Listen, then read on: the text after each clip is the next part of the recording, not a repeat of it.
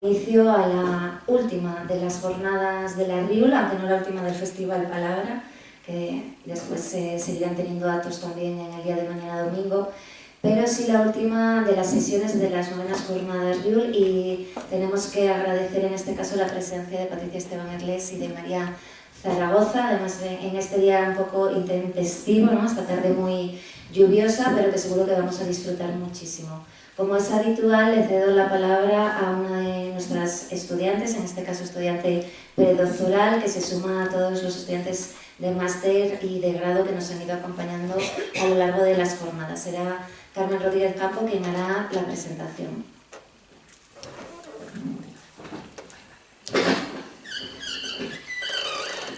Perdón. Buenas tardes a todos, muchas gracias por su asistencia, como ha dicho Natalia, a la última sesión de las novenas jornadas de la Red Internacional de Universidades Lectoras, y en especial gracias a las dos autoras que hoy nos acompañan en este encuentro destinado a la palabra y la creación. María Zaragoza y Patricia Esteban Erles nos introducirán en sus respectivas cocinas literarias para compartir con nosotros algunos de los entresijos de sus poéticas. Previo al citado coloquio, que será coordinado por nuestra querida Natalia Álvarez Méndez, directora de las jornadas y profesora titular en la Universidad de León, paso a presentar brevemente a las autoras. María Zaragoza es autora de novelas, libros de cuento, artículos, guiones, textos dramáticos, antologadora también. Entre sus libros destaco Amores que matan, premio Psicotau de novela, Dicen que estás muerta, premio de novela Ateneo Joven de Sevilla, Los alemanes se vuelan la cabeza por amor, premio de novela Ateneo Ciudad de Valladolid, La Biblioteca de Fuego, premio Azorín de novela, entre otros. Por su larga trayectoria ha recibido también el 27º premio Margarita Xirgu de teatro radiofónico por Un candidato para el fin del mundo. En 2004 la autora ha obtenido una beca de la Fundación Antonio Gala para jóvenes creadores y en 2011 un reconocimiento del Instituto de la Mujer de la Junta de Comunidades de Castilla-La Mancha por su trabajo en favor de la igualdad. No quiero dejar de destacar su labor como guionista del cortometraje estrenado en la clausura del Festival Internacional de Cine de Sitges y titulado Cuentas Divinas, donde nos descubre que a lo mejor las arenas de gato son una buena solución para la lucha frente al poliamor. Ni tampoco su faceta como cuentista, que me llevó a descubrirla por primera vez en la antología Las 1000 caras del monstruo. En su cuento, la seducción y la sugestión son algunas de las características asociadas a la figura de la bruja, que junto a la práctica vudú le prometerá a su sumiso hombre lobo el ascenso social y profesional tan ansiado. Patricia Esteban Erles, escritora y licenciada en Filología Hispánica por la Universidad de Zaragoza, ha publicado 4 libros de cuentos. Manderley en venta, editado por Tropo Editores en 2008 y reeditado por Páginas de Espuma en 2019, que fue premio de narración breve de la Universidad de Zaragoza y seleccionado también en el premio Setenil. Abierto para fantoches, editado por la Diputación Provincial de Zaragoza en 2008, ganador del premio de narrativa Santa Isabel de Aragón, Reina de Portugal. Azul ruso y Ni aquí ni en ningún otro lugar, este último finalista del Premio Internacional Ribera del Duero, editados ambos por Páginas de Espuma en 2010 y 2021 respectivamente. Este mismo sello, Páginas de Espuma, publicó en 2012 un libro de microcuentos, Casa de Muñecas, ilustrado por Sara Morante. Sus relatos y microcuentos han sido antologados en diversos volúmenes colectivos como Cuento Español Actual, de 1992 a 2012, edición realizada por Ángeles Encinar, o la antología Homenaje a Stephen King, editada por Jorge Luis Cáceres y titulada No entren al 1408, entre otras. Recibió el premio Dos Pasos de novela, la inquietante obra Las Madres Negras, publicada por Galaxia Gutenberg y ubicada en el sombrío Santa Vela, por el que invito a pasear con almohada en mano, por si las moscas a todos los presentes, si es que no lo han hecho ya. Destaco también su labor de reflexión literaria que nos muestra en su libro El sillón de terciopelo verde, cuyo germen pueden encontrarlo en cada uno de los podcasts de Aragón Radio. Por el momento, sentémonos en el cortazariano sillón de terciopelo verde y dejémonos llevar por lo que pueda acontecer. La sorpresa, la emoción, o quizás el temor, el asombro, el impacto, nos acompañan esta tarde, confiando en que nuestra mirada se pose frente al escenario a la luz de la palabra, protegidos bajo las orejas del sillón, protegidos del ya proclamado asesino en serie que esta vez no ha elegido tomar lorazepam. Con todos ustedes, María Zaragoza y Patricia Esteban Erles.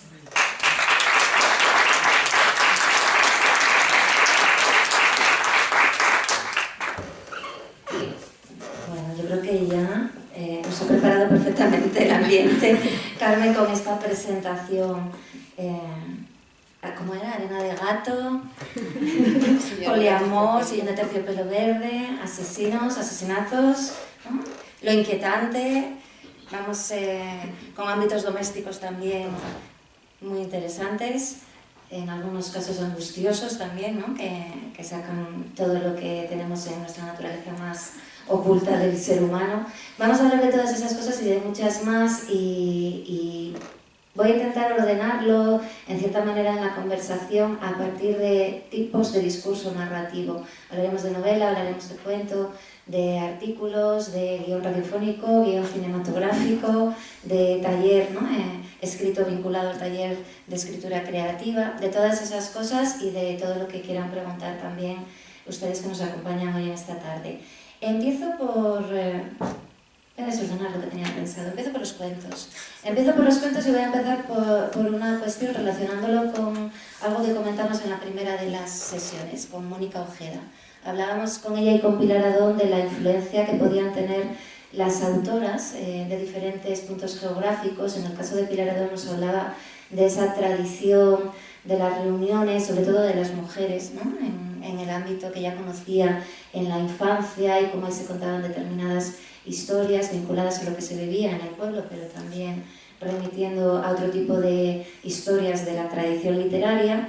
Y en el caso de Mónica Ojeda hablábamos de cómo su literatura también se enriquecía con su propio paisaje cultural, en ese caso con las propias mitologías andinas, ¿no? Todo pues, lo que nos contó en relación con los volcanes, con la mitología ecuatoriana. Bueno, tenemos en cuenta esos paisajes culturales y yo quería resaltar algo que ha sido muy importante en los últimos años, que se le ha denominado de manera muy errónea, yo creo, boom latinoamericano, ¿no? de mujeres, porque bueno, habría mucho que comentar ahí en relación con ese término, no me voy a meter ahora en ello, pero más que un boom latinoamericano lo que se ha producido es que han empezado a llegar nombres de escritoras latinoamericanas con digamos, y también lo digo entre comillas, una mayor facilidad o mayor frecuencia a lo que son las editoriales, las publicaciones o las librerías en las que podemos adquirir la narrativa reciente.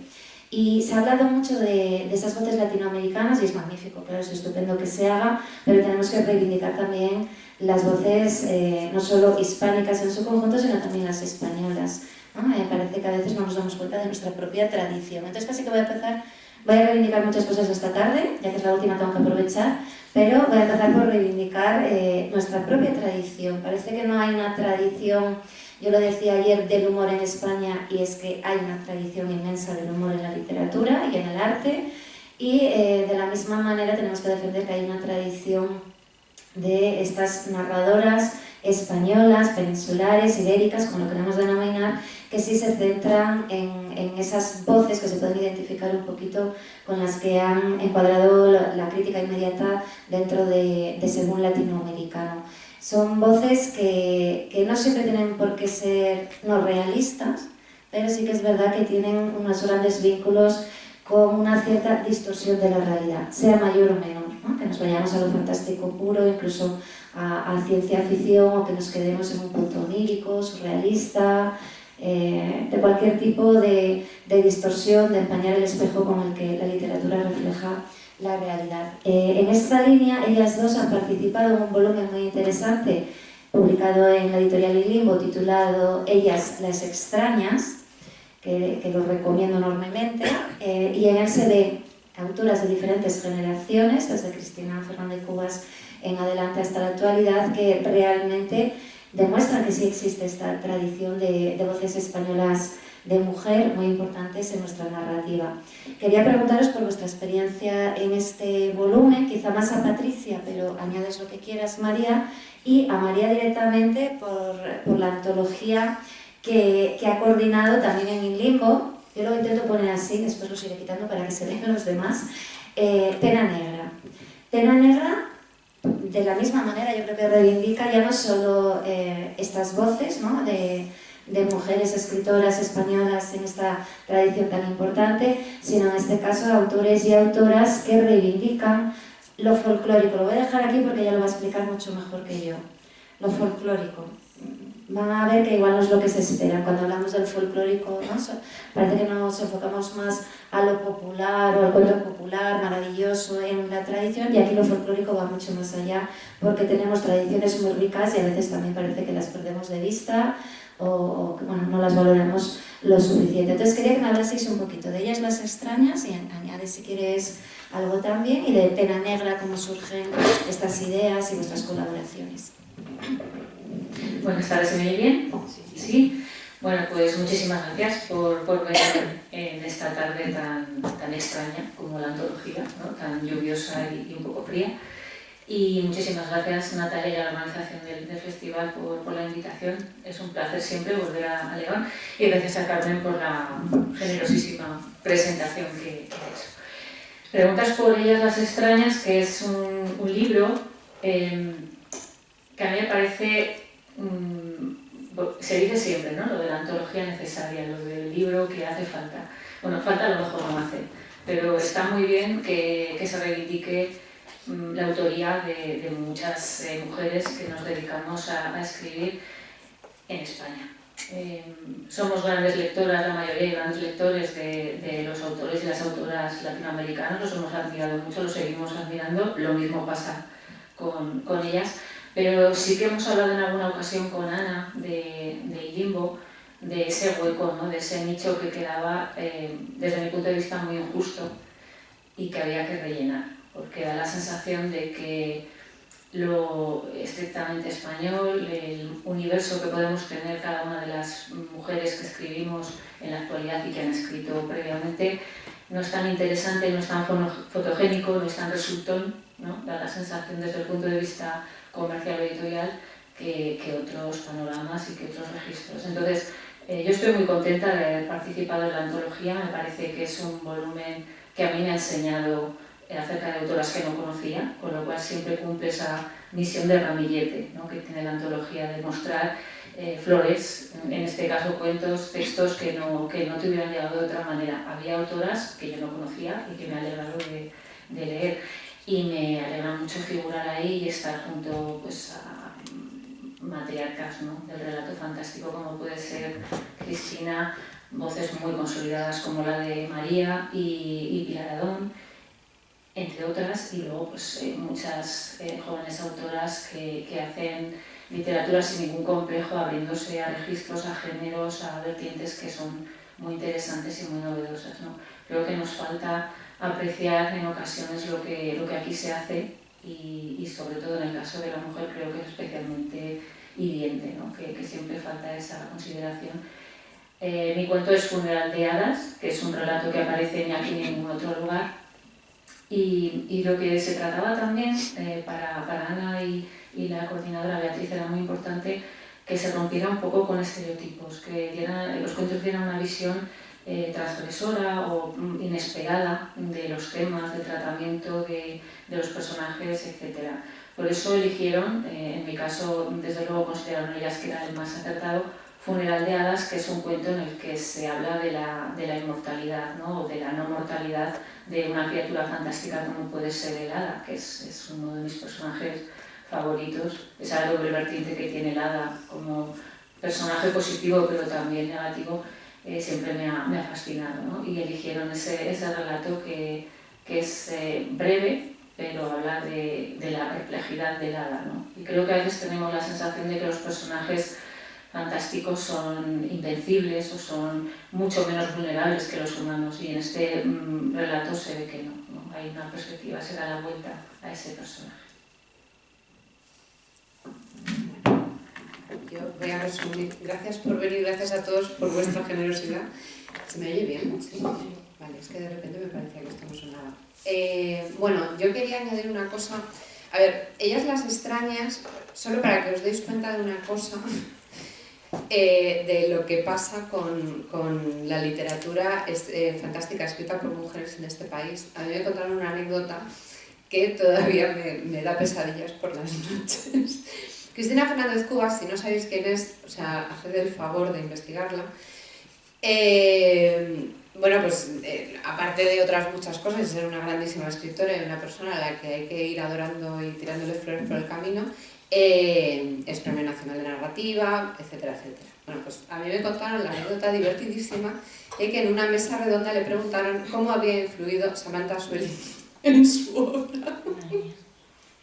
Entonces, claro, yo me imagino a Cristina Fernández Cubas en ese momento absolutamente cuajada diciendo, pero esta muchacha tiene 30 años menos que yo.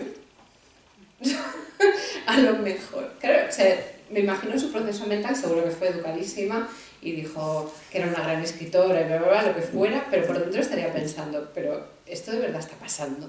Pues sí, está pasando. O sea, la cuestión es que habitualmente, como nos han convencido de una forma, han hecho muy bien su trabajo intentando convencernos de que no tenemos una tradición fantástica en este país y cuesta mucho trabajo reivindicar que sí hay una tradición fantástica en la literatura de este país, pues aceptamos mejor lo que viene de fuera, ya está. Y luego aparte, pues en el tema de lo femenino y las mujeres, pues siempre es doble borrado, ¿no? O sea, si eres de aquí y además eres mujer, pues hija, lo tienes un poco más complicado que el resto, ¿no? Y entonces, por eso nació Ellas las extrañas, ¿no? Como para ponerle un foquito a gente que actualmente está haciendo fantástico y gente pues, que lo ha hecho toda la vida, ¿no? Como Pilar Pedraza o Cristina Fernández Cubas, ¿no? Y que, bueno, pues probablemente no han sido para nada influidas por ninguna escritora latinoamericana 30 años más joven que ellas.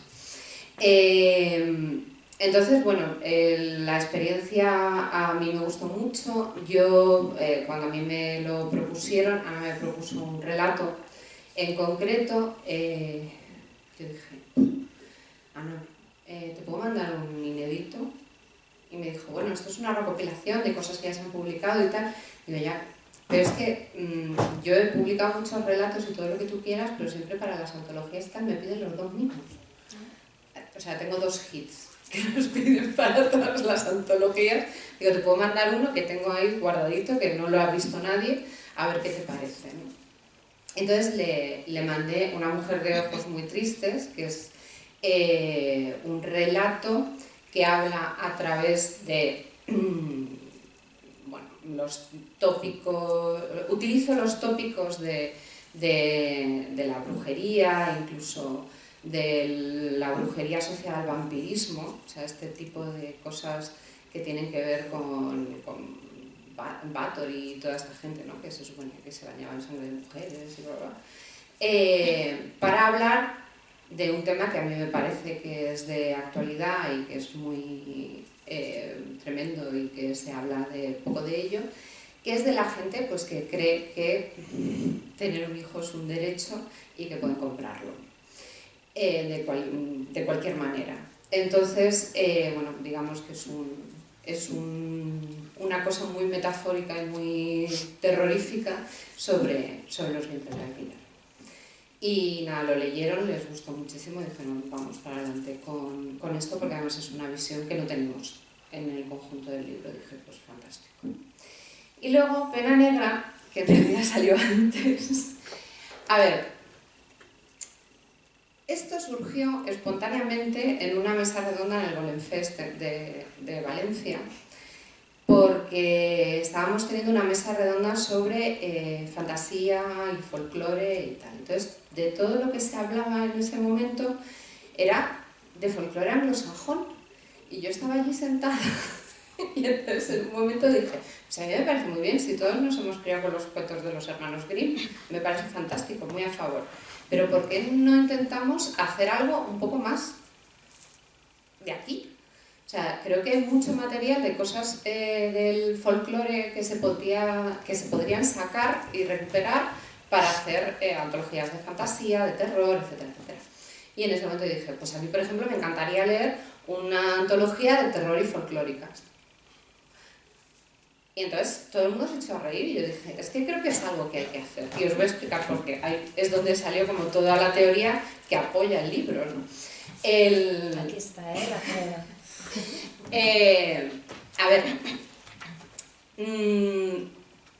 todo lo que es no me voy a extender mucho porque podría ponerme a extenderme en todo lo que supuso el cuplé, cómo vino, de qué hablaba, etcétera, etcétera, pero bueno, sobre todo el cuplé hablaba bueno, pues de cosas verdes y de cosas picantes y de cosas eróticas y de cosas así.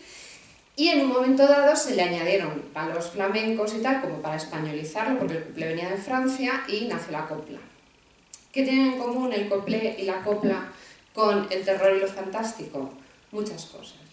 La primera cosa de todas es que Franco nos lo echó a perder. O sea, se ha asociado todo lo que tiene que ver con ese tipo de folclore con la dictadura.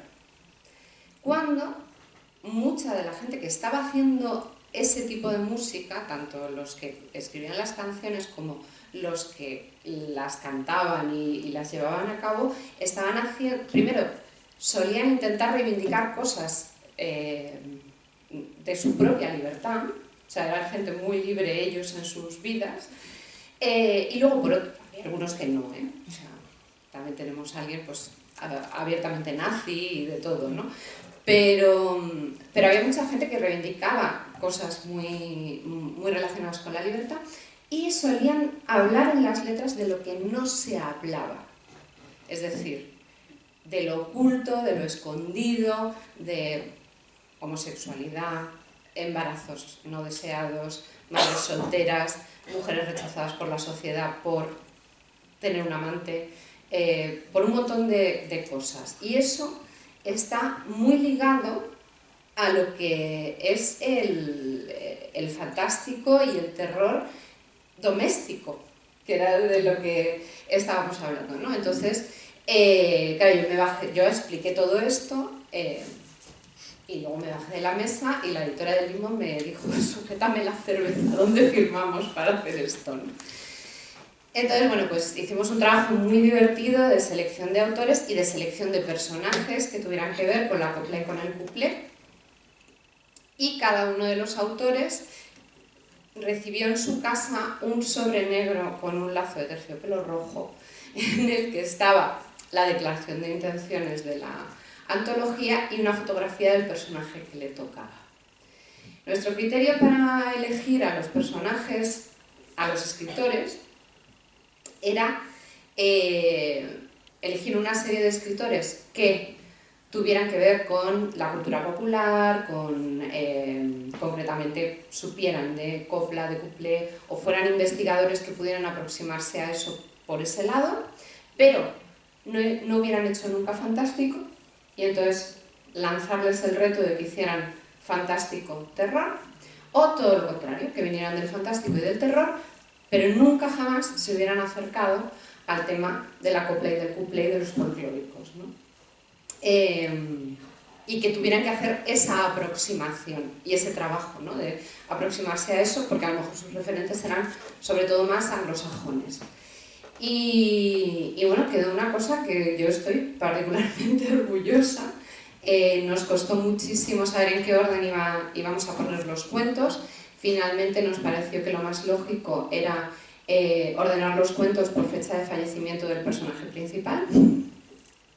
Era lo lógico. Y creo que quedó es curioso porque no les dejamos hablar entre ellos, ninguno sabía qué era lo que los otros estaban haciendo, lo cual les dio una inusitada libertad.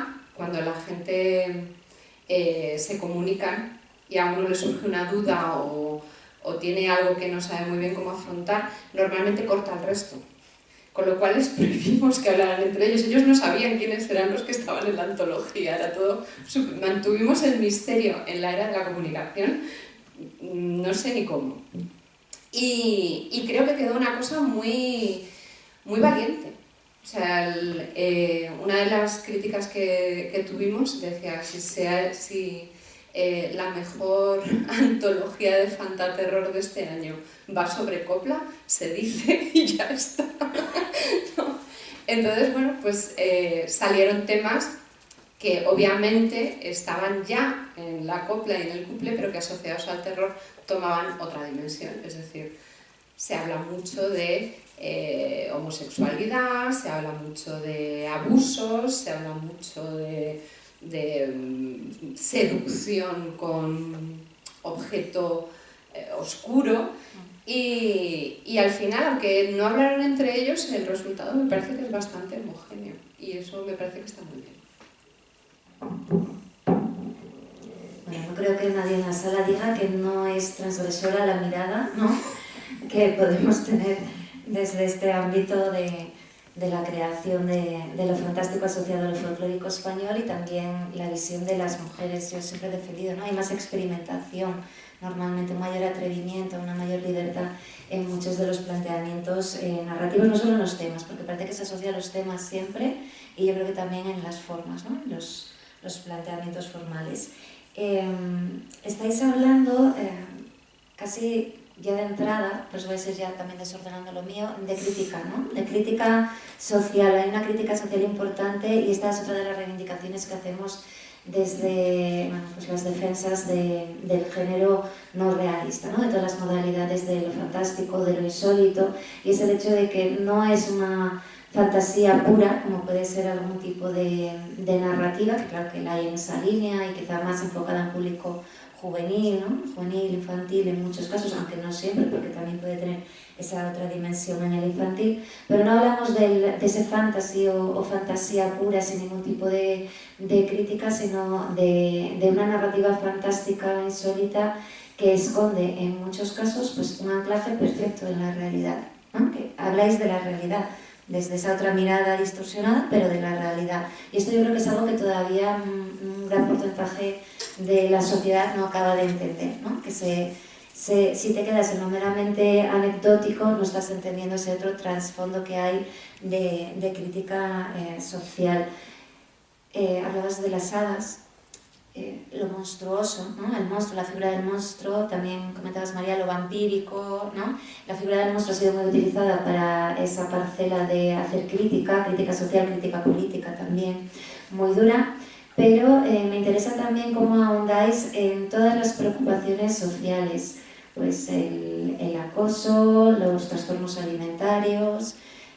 Cuando digo el acoso estoy pensando en el acoso escolar, ¿no?, por ejemplo, pienso en textos concretos, acoso escolar, trastornos alimentarios, desigualdades sociales de todo tipo, problemáticas también de género, de violencia de género incluso, una serie de los vientres de alquiler decías, ¿no?, todo lo que tiene que ver también con el cuerpo, con la explotación del cuerpo, que normalmente la padecemos más las mujeres, pero que se extiende también, ¿no?, en otros casos. Todo lo que tiene que ver con las sexualidades no normativas, con grupos marginados de todo tipo. Entonces me gustaría que hablaseis de esto, de bueno, cómo os lo planteáis. Supongo que en un momento dado no es inconsciente, ¿no?, cuando uno elige esa perspectiva fantástica para trabajar las cuestiones de crítica social y no pura evasión anecdótica. Pues estaba pensando justamente que es inconsciente, por lo menos. Sí. Yo estoy pensando en un caso concreto, en Casa de Muñecas, ¿no?, que es un libro donde hay muchísimos microrelatos que tienen tintes fantásticos, porque se habla de asuntos, de personajes que no pueden ocurrir o que no pueden existir, pero al mismo tiempo siempre hay un caso que se puede relacionar, un elemento que se puede relacionar con una realidad bastante inmediata, ¿no? En el caso de Casa de Muñecas, que es un libro que desde que apareció siempre ha sido reivindicado como un texto feminista, yo no me planteé esa perspectiva feminista ni me planteé, voy a hablar aquí del acoso escolar, ¿no?, voy a hablar aquí de la muñeca como primera maestra de la mujer que acabaremos siendo, ¿no?, como maestra perfecta y que nos enseña modales, aspecto físico, inmovilidad, ¿no?, todas esas cuestiones.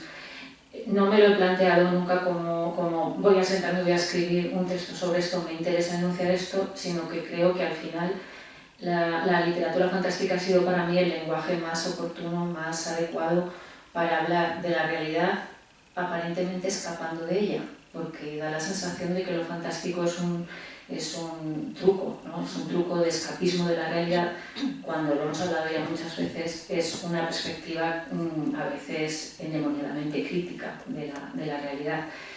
Yo he tratado temas, has mencionado algunos, el acoso escolar seguramente proviene de mi profesión. Yo soy profesora de instituto, de lengua castellana y literatura, y se ven muchas cosas desde la mesa de la profesora, se ve perfectamente el grupo al que está dando clase y las relaciones que se entretejen entre los chicos y chicas, y distingues enseguida a la persona que está sufriendo el silencio de los demás, el acoso de los demás, el vacío de los demás, ¿no? Entonces elegí justamente en Matando a Odia, que es un texto que habla de eso, cómo una niña puede ser elegida simplemente porque es la más guapa, igual que otras veces por ser el bajito del grupo, o por ser el que tiene la piel más oscura, o por ser el afeminado, ¿no? Y jugaba con la perspectiva o el elemento fantástico sería que esa niña es asesinada cada tarde por sus compañeros de clase, porque así se siente un niño que es acosado, una niña que es acosada. Sienten cada tarde que mueren en el colegio, en el instituto. Entonces, algo que era un motivo fantástico, que es no puedes morir cada tarde porque estamos diseñados para morir una sola vez, lo podía utilizar como una muerte diaria, una muerte lenta, ¿no? Una muerte que se repite cada día de la semana, que tienes que ir a clase y tienes que enfrentarte pues, a esos verdugos. El caso de los trastornos alimenticios, por citar otro de los que has mencionado, también me interesaba el hablar de la anorexia o de la bulimia. En algunos relatos se habla del monstruo, que el monstruo es el espejo, ¿no? de la sensación que tienes de asomarte a tu enemigo. Y fijaos que es un objeto bien cotidiano. Entonces, al final lo doméstico, y con esto acabaría, creo que nos permite hablar muchas veces de lo angustiosa que es la vida en una casa, que es otro de los grandes temas que a mí me interesan en otras autoras, sobre todo, y a mí como creadora, ¿no? Me gusta mucho hablar de la casa como un elemento totalmente realista. Casi todos vivimos en una casa, pero al mismo tiempo se puede convertir en la cueva de los horrores, ¿no? Por las relaciones que se dan entre las personas de la misma familia, por la cárcel que puede llegar a ser ese entorno doméstico, la cocina, o por los monstruos que se asoman al espejo del cuarto de baño. Claro, bueno, yo estoy bastante con Patricia, pero quizá con mi matiz personal. O sea, yo creo que el fantástico realmente es una forma de estar en el mundo y de ver la vida. O sea, es así. Yo me fui de excursión con la guardería con 3 años y volví con toda la ropa destrozada y hecha unos zorros a mi casa. Y yo sostuve no solo esas tardes, sino durante más de 10 años que me había tirado una mosca que me había puesto la zancadilla. Mi madre todavía se ríe de mí por eso, pero yo en el fondo me lo creo un poco. Entonces yo creo que cuando tú tienes unas preocupaciones, hay cosas que te interesan y que están ahí dando vueltas y que las piensas y dices, uff, y esto, al final son los temas que se acaban filtrando en lo que haces. Y si tu forma de ver el mundo tiene ese filtro fantástico, al final se funde, ¿no? Es el cómo, es el qué con el cómo, pero no es me voy a sentar a hablar de cómo se aprovechan de los úteros de las mujeres del tercer mundo. En ese momento a lo mejor no estás pensando exactamente en eso, pero cuando vas girando, por ejemplo, para mí es muy importante el sonido. Yo sé que hay escritores que, por ejemplo, dicen yo lo primero que veo es una imagen en mi cabeza, ¿no? Para mí lo primero que crece en una historia en mi cabeza es cómo suenan los personajes. Yo lo primero que sé es cómo hablan los personajes.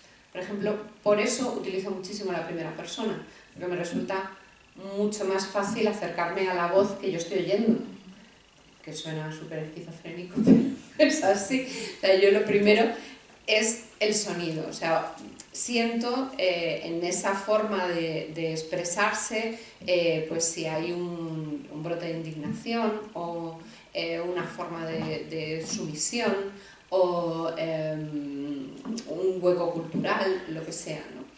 Y cuando tengo ese primer brotecito de sonido, de voz,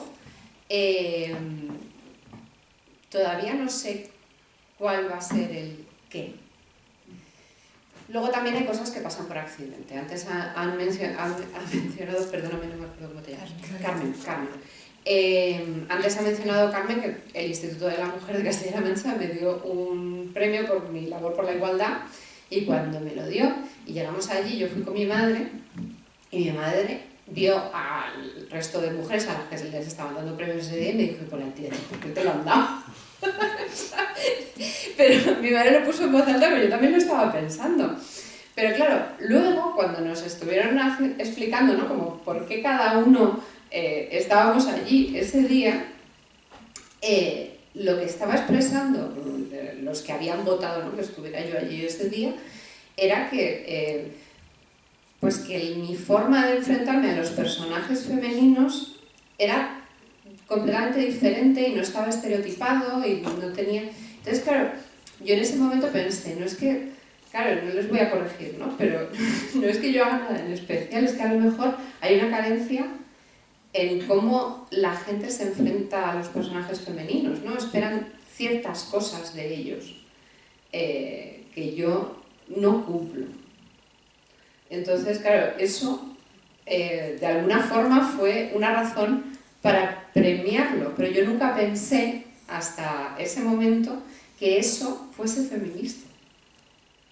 En ese momento dije, pues es que a lo mejor sí es feminista. O sea, yo me considero feminista por otra serie de cosas, ¿no? Pero nunca hubiera pensado que hacer unos personajes que tuvieran unas características y que hagan cosas, bueno, pues que no entran dentro de las cosas canónicas que hacen los personajes femeninos habitualmente,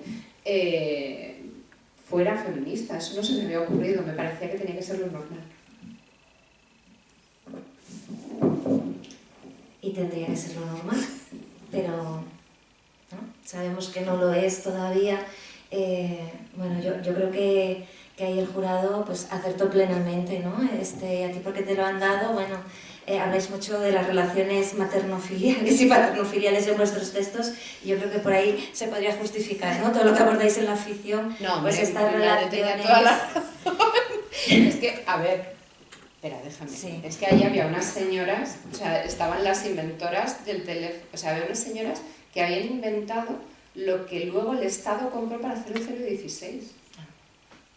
O sea, que eran unas señoras que se habían inventado ellas una red para sacar a mujeres maltratadas de la España profunda, de sus pueblos, con pisos que alquilaban ellas. O sea, se inventaron como toda esta red y luego, claro, o sea, se les daba también pues que finalmente esto es lo que finalmente se ha convertido en el 016.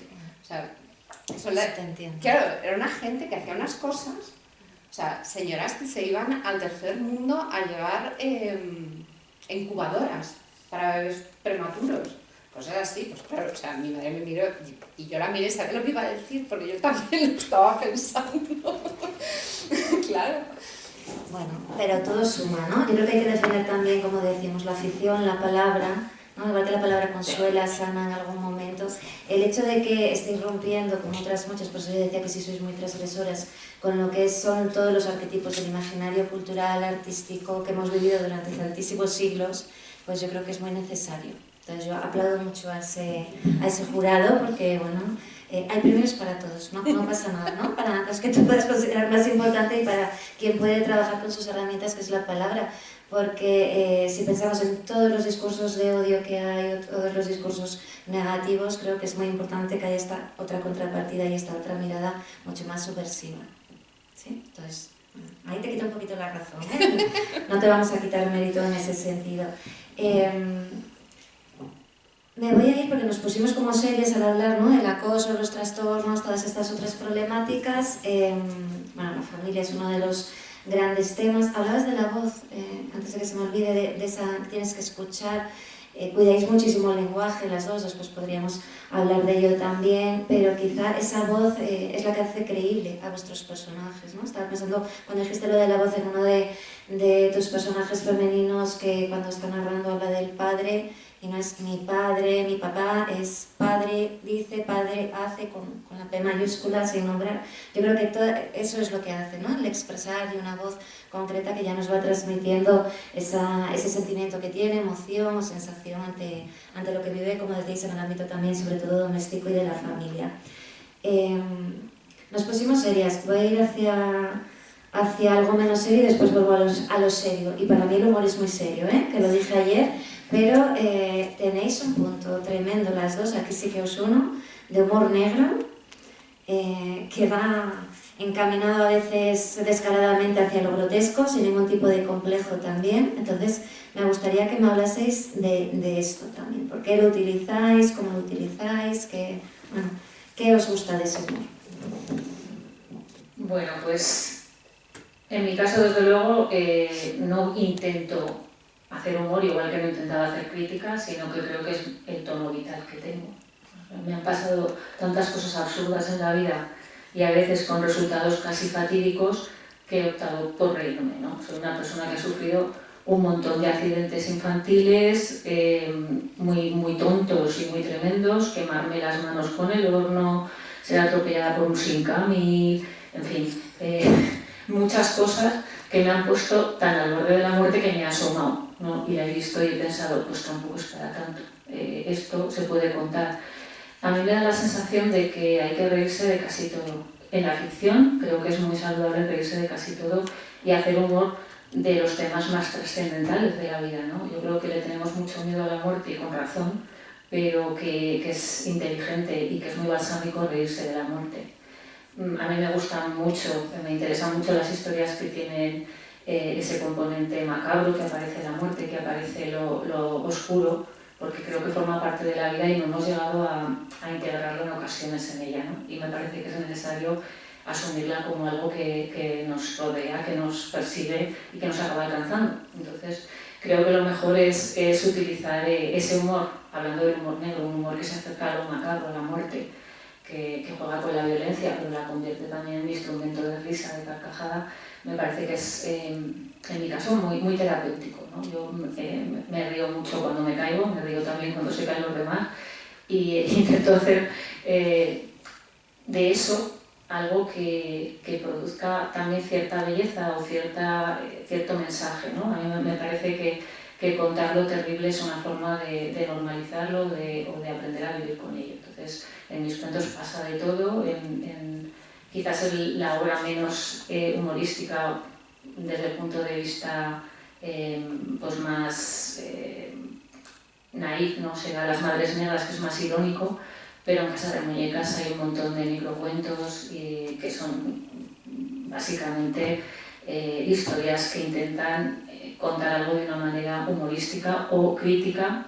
Desde el punto de vista del humor también se puede criticar algo y hacerlo de una manera muy eficaz, ¿no? Creo que eso está muy bien. Y en los demás libros de relatos creo que siempre hay una burla.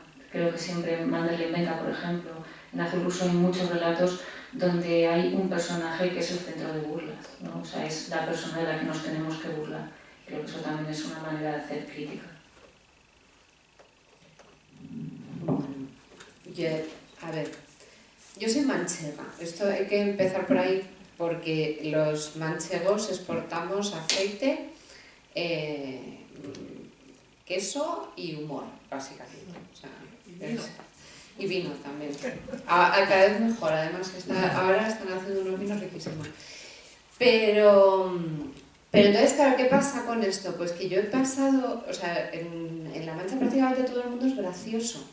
Esto es una cosa un poco terrible, porque yo he pasado un porcentaje de mi vida muy grande, muy acomplejada, pensando que yo no era graciosa. O sea, a mí hay gente pues, a la que le acompleja su nariz y a mí me ha acomplejado la gracia. Entonces, yo no me daba cuenta de que esto generaba en mí otro tipo de humor. Y volvemos un poco como a lo que decía antes del fantástico, ¿no? Que es una forma de ver la vida. En mi caso, generaba un humor con mucha mala leche. O sea, todo lo que normalmente es, pues eso, que da miedo, que te pone alerta, que de alguna forma te inquieta, a mí siempre me hacía gracia como cuando a la gente le da la risa en los funerales, ¿no? Esto es siempre hay un momento en el que todo el mundo se está riendo en el funeral porque alguien le ha dado la risa. Pues esto empezó a generarse dentro de mí y empezó a extenderse a las cosas que yo hago. Es verdad que unas veces soy más evidente, quiero decir que me voy a lo exagerado, ¿no? A que se vea realmente lo exagerado de la situación, y otras veces lo que hago es todo lo contrario, ¿no? Llevar a la normalidad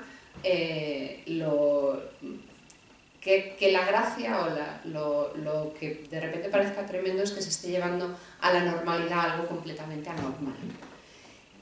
Que en el fondo es una cosa que hacemos todos los días. O sea, quiero decir, normalizamos cosas que o quitamos importancia a cosas muy tremendas y tal, pero poner el foco ahí, en el fondo, es donde apunta, ¿no? La gracia. Yo creo que es importante, como decía Patricia, saber reírse de todo. Es muy importante y ayuda muchísimo a vivir en general. Entonces, sí es cierto que he aprendido que por lo visto sí que soy graciosa, porque una profesora de literatura que tuve en el instituto se leyó una cosa que yo había escrito, bueno, se leyó el relato de Ellas las extrañas, que una mujer de ojos muy tristes, que a mí me parecía que era una cosa muy seria. Digo, qué relato más serio me ha quedado y tal, y me dijo, ¿tienes un humor con una mala leche? Y yo dije, no me digas, pero ¿qué te ha hecho gracia? Y dice, es que lo hemos leído en clase y cuando me han preguntado los chicos que qué significaba la palabra cirrosis. Yo supongo que será bueno que los chavales de 16 y 17 años no sepan lo que es una cirrosis, pero bueno, el caso es que donde yo introduzco eso, cuando supieron lo que era una cirrosis, les dio a todos la risa. Y entonces yo dije, o sea, me voy a colgar una medalla cuando llegue a mi casa, porque he conseguido que una clase entera de chavales se ría con una cirrosis, cosa que jamás creí que iba a conseguir. O por hablar de matar al padre, ¿no? Es que sí que es cierto que tenéis ese humor que si alguien cuenta el elemento argumental, el hilo argumental así de manera séptica, pues nunca vas a pensar que te vas a reír con ello, pero con el contexto, ¿no? La envoltura que le dais de humor, desde luego, sí, y te estás riendo y dices, ¿cómo me puedo estar riendo de esto? Pero a la vez estás captando ese trasfondo simbólico, ¿no? También de crítica de lo que hay ahí en ese mundo que se está reflejando en la ficción.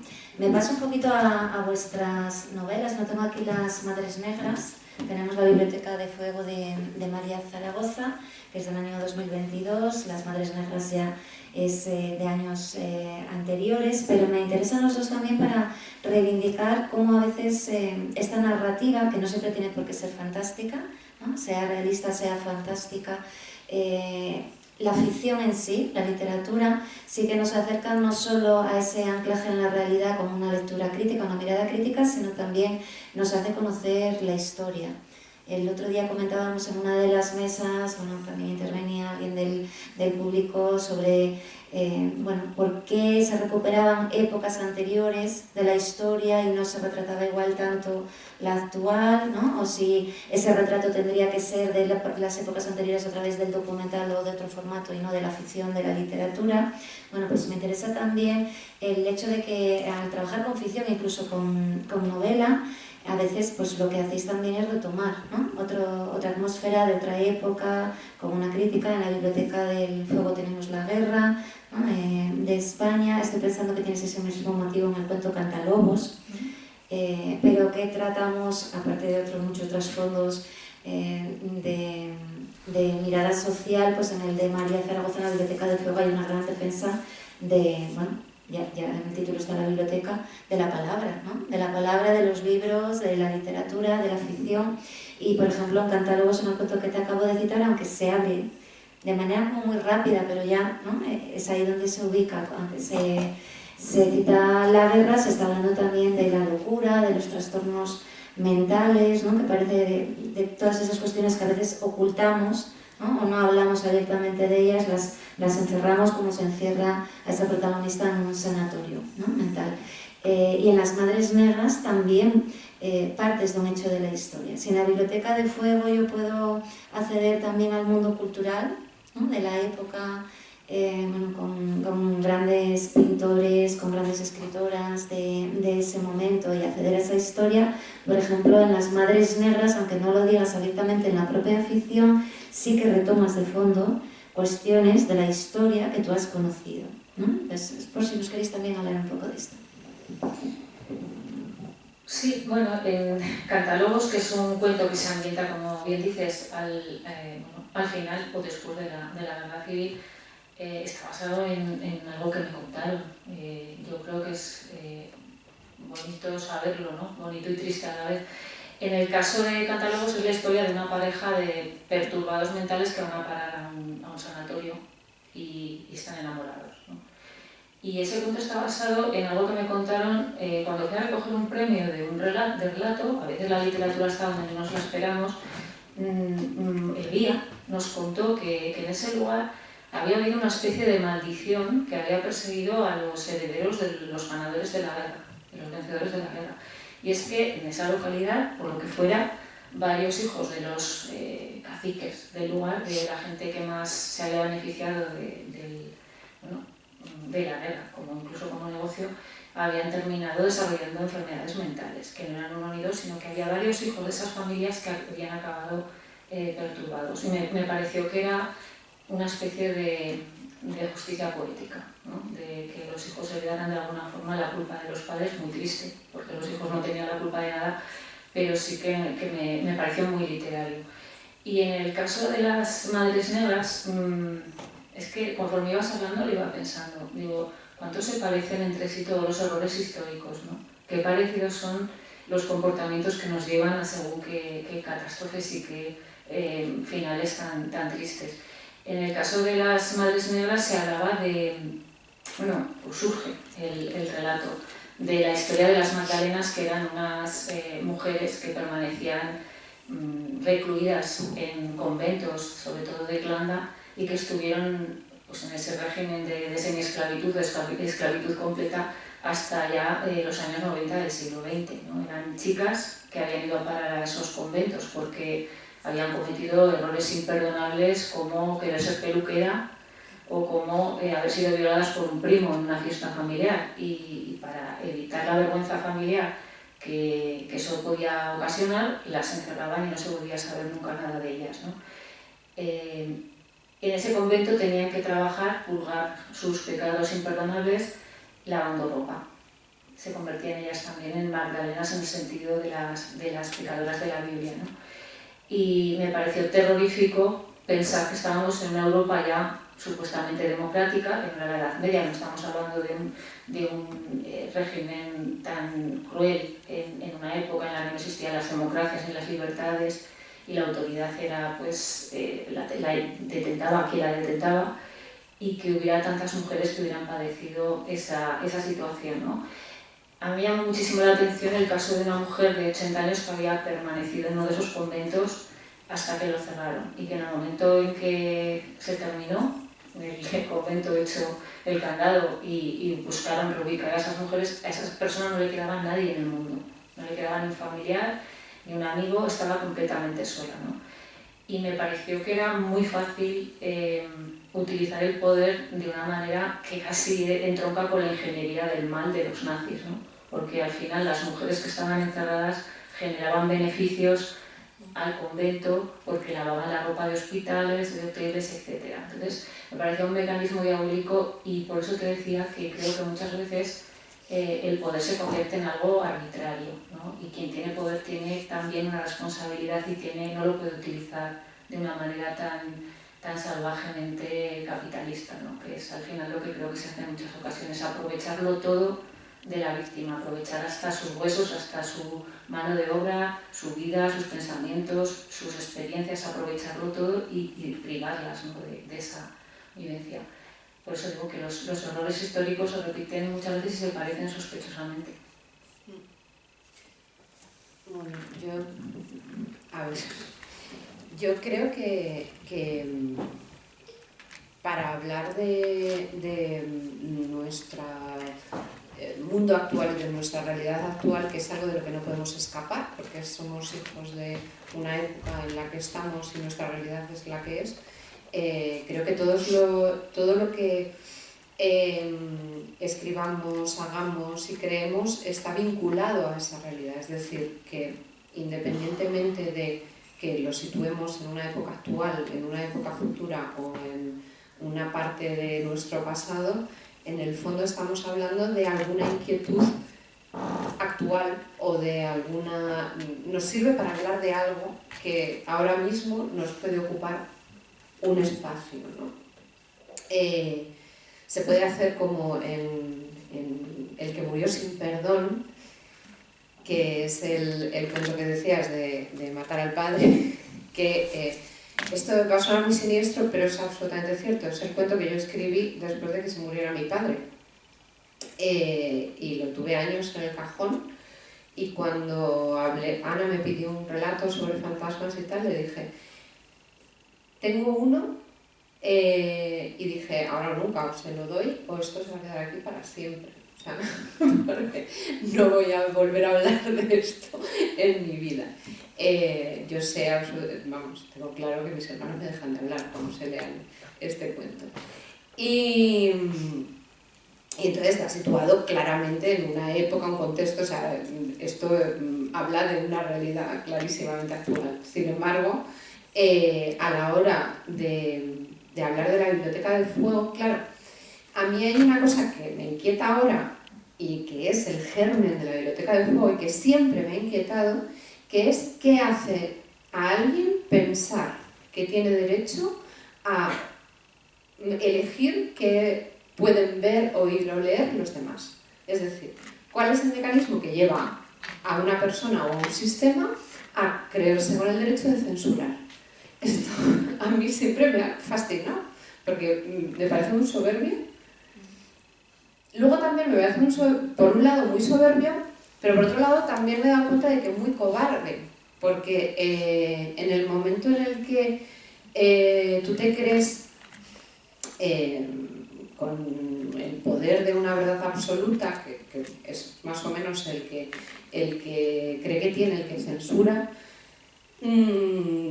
tienes miedo de que los demás piensen otra cosa distinta. Y esa es la razón por la que siempre lo primero que se ataca es los libros. Maldita sea, o sea, con lo que nos cuesta que la gente lea, ¿por qué cuando hay que empezar a censurar siempre se empieza por los libros?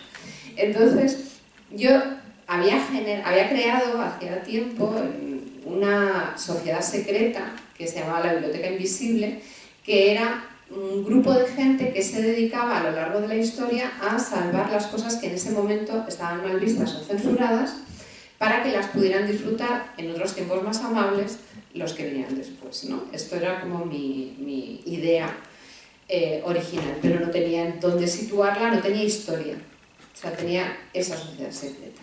¿Qué pasa? Que descubro que el Día del Libro de 1939 se celebra en el patio de la Universidad de Madrid con una quema de libros. En el ABC lo pueden buscar, ahí la foto es tremenda, porque la foto, el artículo, además te detalla por qué todos los libros que fueron censurados en ese momento. Y bueno, pues salen todas las señoras con mantilla, los señores cantando el carrusel, bueno, una cosa muy tremenda, ¿no? Y entonces a mí lo que me impacta de esto es que hemos visto miles y miles y miles de veces la quema de libros en la Plaza de la Ópera en Berlín por parte de los nazis, que sale hasta en Indiana Jones, pero pasa esto aquí y no nos enteramos. Como dato curioso, diré una cosa muy tremenda, que es que la prensa internacional llamó a aquella quema de los nazis bibliocausto, mucho antes de que a nadie se le ocurriera llamar holocausto a la Shoah.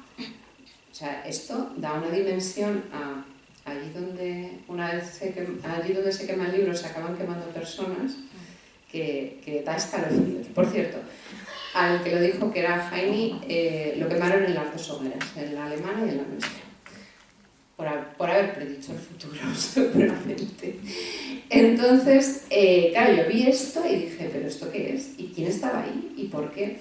Entonces empecé a investigar y di con la historia de los bibliotecarios que modernizaron las bibliotecas en los años 30 y que además facilitaron el acceso de la gente a los libros, porque las bibliotecas antes eran cárceles para libros, o sea, tú no podías ir y sacar un libro, eso no era así. Y aparte, la forma de ordenar los libros era topográfica, o sea, por tamaños y ubicación, con lo cual se perdían los ejemplares, se trajeron la forma de ordenarlos, se trajeron una protoforma de ordenarlos muy parecida a la actual, pero que no era exactamente la actual, y luego solventaron también el problema secundario, que era enseñarle a la gente a leer y escribir, porque teníamos índices de analfabetismo de la mitad de la población en mujeres más altas. Y entonces, a partir de ahí, me empecé a tirar y me di cuenta de que esta misma gente, durante la guerra civil, se dedicaron a salvar el patrimonio bibliográfico, es decir, las bibliotecas y manuscritos únicos, códices, etcétera, etcétera, para que no cayeran con la guerra. Nosotros más o menos conocemos, poquito, pero bueno, más o menos conocemos el tema de las cajas del Prado, cómo sacaron pues, las minas y los Goyas, etcétera, etcétera, pero lo que yo no tenía ni idea, y me di cuenta de que la mayor parte de la gente tampoco, es que se hizo exactamente lo mismo con las bibliotecas, es decir, había gente salvando libros. Y entonces este libro fue una fusión de mis dos ideas, es decir, aquella sociedad secreta que yo me había inventado se vinculaba con los bibliotecarios reales que hicieron todo el trabajo de salvamento. Es decir, aproveché para intentar poner el foco en esta gente de la que pues nadie sabía nada, ¿no? Era una cosa que a mí me llamaba muchísimo la atención. Sobre todo el tema de las bibliotecarias, porque claro, sí, alguno de los bibliotecarios tiene una plaquita, pero las bibliotecarias, olvidaos, porque fueron borradas por hacer ese trabajo y además por ser mujeres, ¿no? Pero en el libro además yo aprovecho para intentar hablar de muchas de las cosas que modificó la llegada de Franco al poder, es decir, en un momento dado de la novela todo se convierte en una lucha por quién va a contar la historia, es decir, el que gane va a contar la historia. Entonces es el derecho a narrar, que eso a mí me interesa mucho también, ¿no? Y entonces yo aprovecho para meter cómo se termina con la España mágica. A mí me interesa el fantástico, siempre hay algo fantástico en todo esto, y entonces en esta novela también hay un tema que está muy vinculado a lo fantástico. Hay espiritismo, claro, a mí me dicen, pero tu novela está llena de fantasmas. Digo, sí, pero fantasmas históricos. O sea, todos los fantasmas que aparecen en el libro están registrados en alguna parte que alguien los vio. Y entonces, por eso aparecen en el libro. Hay gente que sueña con toros de ojos verdes, porque bueno, había un poeta que se llamaba Villalón, que decía que estaba destinado a recuperar las razas de toros de ojos verdes de los tartesos. Entonces, todo eso, en el momento en el que acaba la guerra, le pasa por encima una apisonadora y está completamente vinculado a la lista de libros que estaban prohibidos, porque la mayor parte estaban prohibidos porque tenían algún vínculo con lo fantástico. Otros, por razones tan absurdas como estar escritas por un ruso. O sea, allí nadie se fijó en si el pobre ruso era comunista, era de antes del zar, de antes de la época del zar y tal. O sea, nadie se fijaba en nada. Ruso, censurado, y a la hoguera, o al infierno de la biblioteca. Entonces, a mí todo esto también me sirve, ¿no?, para intentar reivindicar cómo se ha acabado con la idea de que tenemos una tradición fantástica en España. Al final, una cosa lleva a la otra. todo está relacionado siempre, ¿verdad? Y vuestras preocupaciones, esa mirada a la sociedad, como se nos va pasando el tiempo, os iba a hacer una pregunta, no la voy a hacer, pero sí quiero por lo menos recomendar los artículos. Iba a hacer una sobre los artículos, voy a hacer otras dos todavía, pero la de los artículos me la voy a saltar, pero sí quiero recomendar a quienes nos acompañan bueno, que estén atentos a los artículos de Patricia Esteban Erles, de María Zaragoza, porque es que no tienen desperdicio, ¿no? Con esta idea de estas preocupaciones, de todas las problemáticas, las lacras de nuestra sociedad actual, porque yo creo que dais ahí un retrato tremendo, ¿no? de ello. Sí que os voy a preguntar rápidamente por la cuestión vinculada a palabra y radio. María, eres premio Margarita Sirwood también por un guión radiofónico, estaba pensando ya en el corto, un guión radiofónico. Me gustaría que nos hablaras, aunque fuese brevemente, de él, porque me parece muy interesante. Y Patricia, me gustaría que nos contaras tu experiencia al frente del programa de radio El Sillón de Terciopelo Verde, para que, bueno, quien lo haya podido disfrutar ya intuirá por dónde va a ir la conversación, pero para quien no lo conozca, pues que sepa que además está en acceso abierto y puede disfrutarlo todavía. Pues fue muy bonito. El Sillón de Terciopelo Verde fue para mí una experiencia estupenda, porque a mí me gusta mucho dar clase. A mí mi trabajo me encanta, soy una profesora encantada de ser profesora, y me parecía que había un hueco, que había una especie de vacío en la radio autonómica, estoy hablando de la radio de Aragón, de programas de contenido literario que no fueran recomendaciones de libros o presentaciones de libros.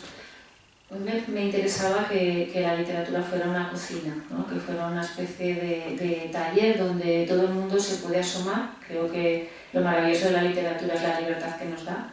Y nos podemos acercar como lectores, es lo que solemos hacer por timidez, pero creo que también es muy bonito y muy reconfortante asomarse a la literatura como autor.